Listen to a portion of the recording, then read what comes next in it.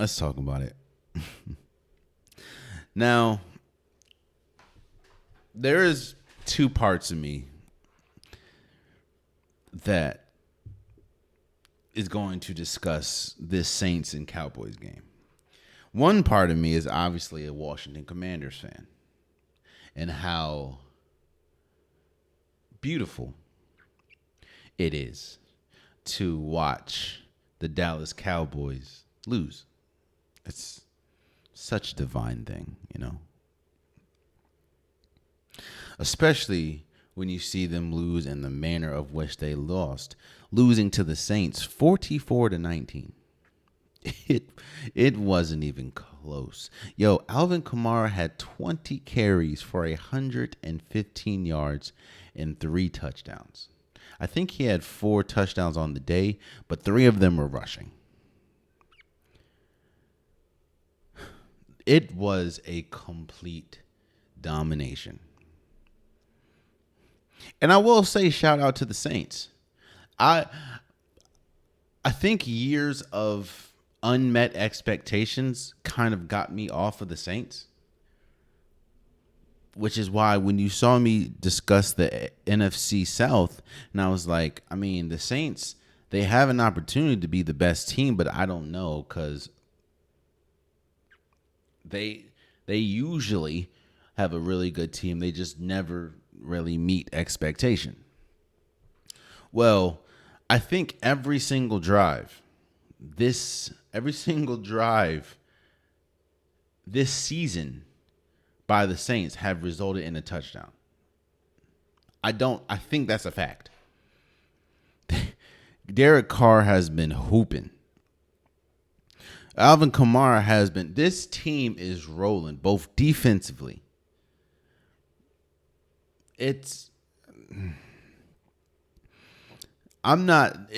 say this. If the Saints continue to play like this, which I think it's virtually impossible to play this good every single week, but if they're able to keep up some semblance of this offense and this defense, if they're able to play like this even close, they will have something to say about who will represent the NFC in the Super Bowl. I'm not saying they will make the Super Bowl, but this team, they have played like the most complete team in the NFL.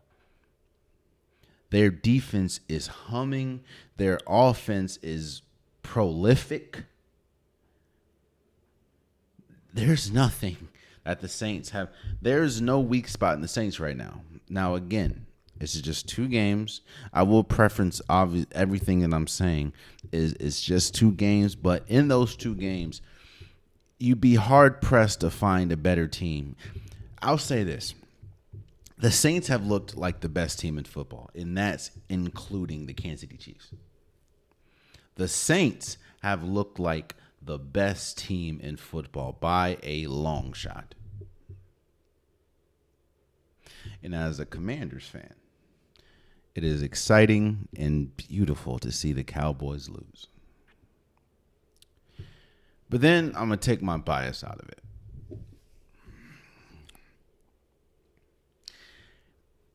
And I'm going to say that this is the fear that you have with the Cowboys. The Cowboys have names. You have Dak Prescott, who didn't have a terrible game. Passed for 293 yards, 1 touchdown, 2 interceptions, but, he didn't have a terrible game. You still have CeeDee Lamb, who had a touchdown, who had a big game. Michael Parsons, the defense didn't really show up at all, but you have Michael Parsons, Dexter Lawrence, Trayvon Diggs. You have some names. DeMarcus Lawrence. And none of them, outside of Dak and probably CD, really showed up to play. And even Dak, he had 2 interceptions. I know one of them really wasn't his fault. The wide receiver just slipped. But this is the fear that you have. On the high end, the Dallas Cowboys have a shot of being a really good team. And usually when we talk about the Dallas Cowboys, they are one of those teams that have an exceptional regular season. But this is what happens when you continue to rest on your laurels, even though your laurels is only good in one aspect of the game, meaning there is not much talent outside of the names that I said, outside of Dak Prescott, outside of CeeDee Lamb, outside of Micah Parsons. There isn't or DeMarcus Lawrence, Trayvon Diggs. There isn't much talent on this team. Deron Bland's out, hurt. What I was just talking, like, I could have swore Dalvin Cook was on this team. I could have swore Ezekiel Elliott was on this. Oh, wait. Oh, okay. So they can't be workhorse backs like they've been their entire career anymore? Shocker.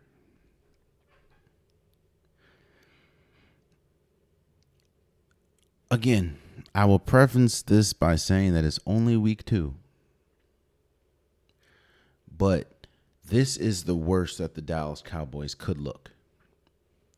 And yeah, it's good when you play a team that you're better than.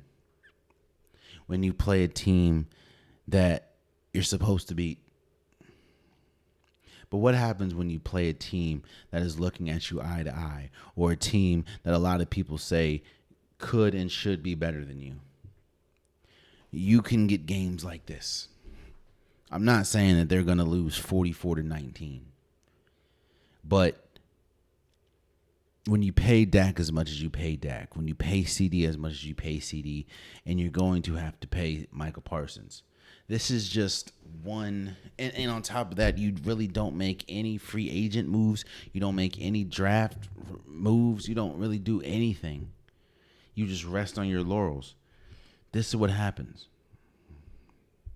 The offensive line ain't that good anymore. And you caught the Saints at the absolute worst time. Because the Saints are rolling. The Saints are, boy, until I see it, the Saints are the Saints right now. And, yeah, I mean, week 1 looked good.